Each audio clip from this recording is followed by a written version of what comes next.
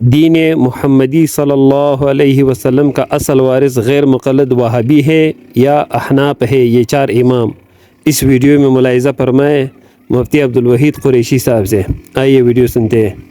غیر مقلد اعتراض کر لے اور ہمارے مولوی نے اس کا جواب نہ پڑھا ہوا ہو، دانتوں کو پسینہ آ جائے، اتنا بڑا اعتراض ہے۔ اور قرآن کی آیت میں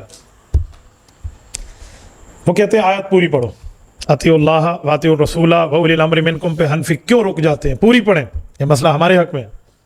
غیر مقلد بتاؤ تو اڑیا کچھ کہیں گے، کہتے ہیں اطیعوا اللہ خدا مانو، اطیعوا الرسول نبی مانو، مصطفیٰ مانو، واولی الامر منکم فقہا مانو۔ کہتے چلو اتنی بات ہم نے آپ کی مان لی، آگے چلو۔ رب فرماتے ہیں فَإِن تَنَازَعْتُمْ فِي شَيْءٍ فَرُدُّوهُ إِلَى اللَّهِ وَالرَّسُولِ، اگر تم میں تنازع پڑ جائے، لڑائی پڑ جائے، اختلاف پڑ جائے تو پھر إِلَى اللَّهِ وَالرَّسُولِ، خدا سے اور رسول سے فیصلہ کراؤ۔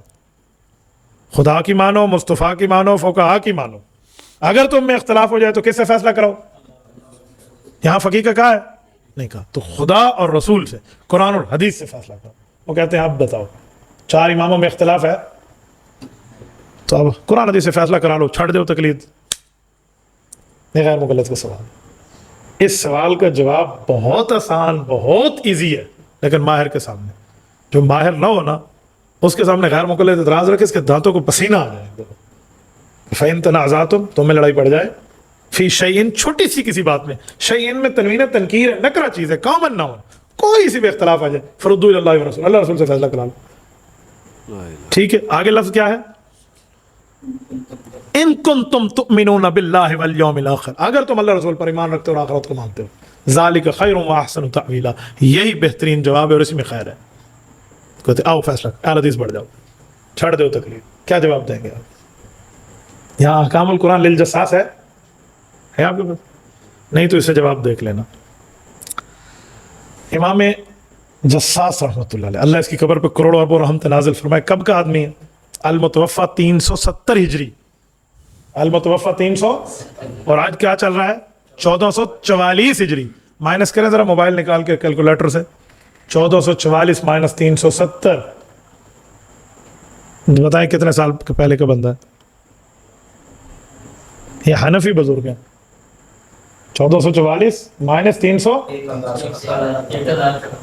1074 سال پہلے کا بندہ ہے امام بکر جساس۔ اب بتاؤ حنفی کتنے بڑے ہوئے، اور ہم آج کے مولوی سے متاثر ہوئے، پتہ نہیں کی یاد ہے۔ اپنے آباء و اجداد پر فخر کرو اس بات پہ کہ اللہ نے ان کو حضور پاک کا وارث بنایا تھا، خالی قومیت پہ ہم فخر نہیں کرتے۔ یہ تو ابو بکر جساس ہے۔ تھوڑا پیچھے چلے امام حنیفہ پہ، المتوفا 150 ہجری، نکالیں ذرا 150 مائنس کریں 1444 سے، فیصلہ کریں امام حنیفہ کب گئے۔ آپ اندازہ لگائیں کہ امام حنیفہ ہے کب؟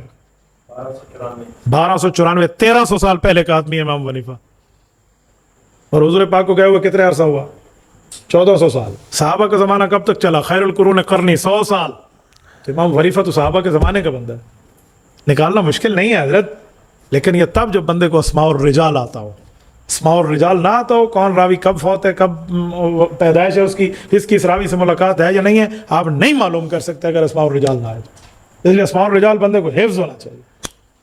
میں اسی پر لگے ہاتھوں ایک جملہ کہتا ہوں، امام حنیفہ کب فوت ہوئے؟ 150۔ امام بخاری کب پیدا ہوئے؟ رائٹ، 194۔ بتائیں امام حنیفہ کی کتنے سال بعد امام بخاری کی پیدائش ہے؟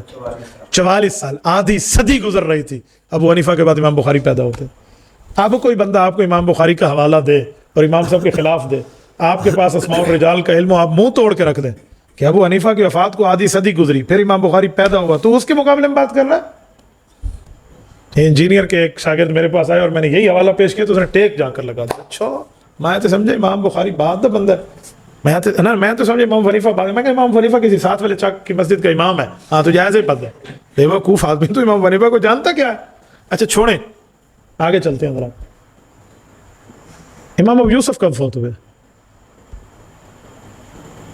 المتوفا 179 ہجری، یعنی 180۔ نکالیں ذرا 1444 سے 180، 180 بھی نہیں، 179، 179، 1265 سال پہلے امام ابو یوسف کا انتقال ہے، اور امام محمد 182۔ 182 हिजरी में फौत हुए। इधर देखें, इमाम मोहम्मद 182 में फौत हुआ है और इमाम बुखारी 194 में पैदा हुआ है। इमाम बुखारी की पैदाइश से 12 साल पहले इमाम मोहम्मद फौत हो गए थे। 12 साल पैदाइश से पहले, वफात से पहले नहीं। तो बताइए मोहम्मद कितने बड़े दर्जे का आदमी होगा। बाबा हम उलमाए अहनाफ इस धरती पे पैगंबर के सहाबा के बाद दीन के वारिस है। हमें अपनी हैसियत जाननी चाहिए। ये है रब इश्रा ली सदरी, अल्लाह मेरे ऊपर मेरा काम खोल दे। जदों सानू अपना काम पता ही कोई नहीं, दसना की है कि ये अस्माउर रिजाल है, ये ना तो बंदा चल नहीं सकता। कराची में मुनाजरा था अकीदा हयातुन नबी पर, सामने वाला जो बंदा है वो कहता था मैं बुखारी का हाफिज हूँ, वो माती था। मैं ऐसे ही सादी टोपी पहन के बैठा था, मौलाना अब्दुल गनी कासमी को रब्बे करीम जज़ाए खैर दे उनके पास ही। तो शायद मुनाजरा तैयार, तो शेखुल हदीस था हज़रत मौलाना शेख सलीमुल्लाह खान रहमहुल्लाह, अल्लाह उनके क़ब्र पे करोड़ों रहमत नाज़िल फरमाए, उनके वास्ते से हम गए थे वहाँ। तो उसने बार बार रोक दिया मैं बुखारी दा हाफिज, मैंने बुखारी हिफ्ज़ कीजिए। मैं बड़ा हैरान हुआ, अभी बुखारी हिफ्ज़ हो गई तो क्या हो गया, आप वहाँ वरीफा से बड़े हो गए। छड्डो जी की गल, चलो जब बात चली तो उसने मुझे कहा खैरुल कुरान से अकीदा लिखेंगे। इन उलमाए देवबंद उसने क्रॉस कर लिया। खैरुल कुरान 210 हिजरी पे ख़त्म हो जाता है। हुज़ूर पाक अलैहिस्सलाम सन 10 हिजरी में दुनिया से गए, सहाबा 110 से गए, ताबईन 210 पे गए, 210 के बाद खैरुल कुरान ख़त्म। तो मैं समझ गया कि बड़ा बेईमान आदमी है। तो तमाम उलमाए अहनाफ उलमाए देवबंद को फारिग कर रहा है। मैंने कहा जी ठीक है आगे चले। जब चलने लगे तो आगे, तो उसने कहा इमाम इब्न कसीर फरमाते। मैंने कहा एक मिनट, अल मुतवफ़ा 786 हिजरी, इमाम इब्न कसीर अल मुतवफ़ा 786, और खैरुल कुरान कब ख़त्म हुआ। इमाम इब्न कसीर रहमतुल्लाह अलैह 500 साल बाद पैदा हुआ है खैरुल कुरान के ख़त्म होने। मैंने कहा तुम्हें शर्म नहीं आती, मुझे कहते हैं खैरुल कुरान से बात करूंगा, खुद इब्न कसीर 500 साल का टप्पा लगाया तूने। बुखारी के हाफिज के तोते हाथ से उड़ गए, गल करनी की नहीं कर सका वो बात। आखिर उनकी जूतियां और रुमाल और टोपियां हमारे पास थे और बंदों ने जान भगा कर भाग गए वहां से, जान बचाई और गए। थोड़ा सा आपके पास अस्माउर रिजाल का इल्म ना, यूं दो मिलाने की जरूरत पड़ती है कि मुखालिफ आपसे रास्ता ऐसे भागेगा जैसे भागने का हक हो। हजरत इमाम बुखारी रहमतुल्लाह अलैह ने, हजरत इमाम मौलाना अमीन सफदर उकाड़वी रहमतुल्लाह अलैह ने सैयद चित्रोड़ी से तो यही कहा था उस मुनाजरे में, डेरा गाजी खान के मुनाजरे में, जब उसने कहा ना इस रावी ने इस रावी से रिवायत किया, उन्होंने कहा इस रावी ने वफात इस सन नीचे इस दी पैदाइश इस सन नीचे, 50 साल बाद वो पैदा हो रहा है, मुलाकात की में हुई है। सैयद चित्रोड़ी के हाथ के तोते उड़ गए। मैं तो पढ़ाई को नहीं थी ये चीज़, मैंने तो कभी गौर ही नहीं किया। तो उन्होंने कहा पहले इत्तिसाल सनद पूरी कर, अगली कल फिर चलनी है। उसने फिर रिवायत की सनद नहीं पढ़ी, उसके बाद पूरे मुनाजरे में आप देखें सिर्फ एक सनद पढ़ी और उस पर हजरत ने पकड़ लिया। उसने फिर सनद नहीं पढ़ी, बगैर सनद रिवायत पढ़ता था। उसने जी सनद पढ़नी है तो सफाई देनी पड़नी है, तो आपके पास ये होना चाहिए तो बात बनती है। बात चल रही थी इमाम अबू बकर जस्सास अल मुतवफ़ा 370 हिजरी पे। सवाल क्या था मैं एक दफ़ा फिर दोहरा देता हूँ। हमें गैर मुकल्लद कहता है कि खुदा की मानो, फ़ुक़हा की मानो, मुस्तफ़ा की मानो। आगे लफ्ज़ फ़इन तनाज़अतुम फ़ी शैइन फ़रुद्दू इलल्लाहि व रसूल, अल्लाह रसूल से फैसला कराओ। अगर तनाज़ा पड़ जाए तो कहते हैं तनाज़ा एक बार पड़ गया, अब कुरान हदीस से फैसला करा के अहल हदीस बन जाओ। सवाल ज़हन में आ गया, हम जवाब देते हैं भाई ये तो बड़ा घिसा पट्टा एतराज़ है। हमारे अकाबिर 370 हिजरी इसका जवाब लिख गए हैं अहकामुल कुरान लिल जस्सास में। क्या जवाब है वो फरमाते हैं, वक़ाल तआला अक़ीब ज़ालिक, अल्लाह ने अतीउल्लाह व अतीउर रसूल व उलिल अम्र मिनकुम के बाद फरमाया फ़इन तनाज़अतुम फ़ी शैइन फ़रुद्दू इलल्लाहि व रसूल हाज़ा यदुल्लु अला अन्न उलिल अम्री। पूरी तरतीब के साथ लिखा, सुनना जरा, सुनने वाली बात है। कहते हैं बात इस बात पे दलालत करती है कि इसके बाद जो अल्लाह ताला ने ये हुक्म दिया है, ये हुक्म किसको है, फुक़हा को है या अवाम को है। वो कहते हैं अगर ये हुक्म अवाम को होता कि फरुद्दू इलल्लाहि व रसूल, अल्लाह रसूल से फैसला कराओ, व इन्नल आम्मत ला यअरिफून कैफियत रद्द इला किताबिल्लाहि व सुन्नह व वजूह दलाइलहिमा। अवाम को तो पता ही नहीं है कि रद्द इलल्लाहि व इलर रसूल का क्या माना है। अब रेडी वाला, प्याज बेचने वाला, आलू खरीदने वाला रद्द इलल्लाहि व रसूल की कैफियत क्या जानेगा, उसे क्या पता मैं अल्लाह रसूल से कैसे फैसला करूं। वही तो किसी मौलवी तो पूछ के हदीस तो ले लेना ना, तो बात तो वही आ गई फिर तकलीद पर। तो ला यारिफून कैफियत रद्द इलल्लाहि व इलर रसूल, उसे तो पता ही नहीं है। कहते हैं फसाबता अन्न हाज़ल हुक्म मूजिहुल लिल फुक़हा।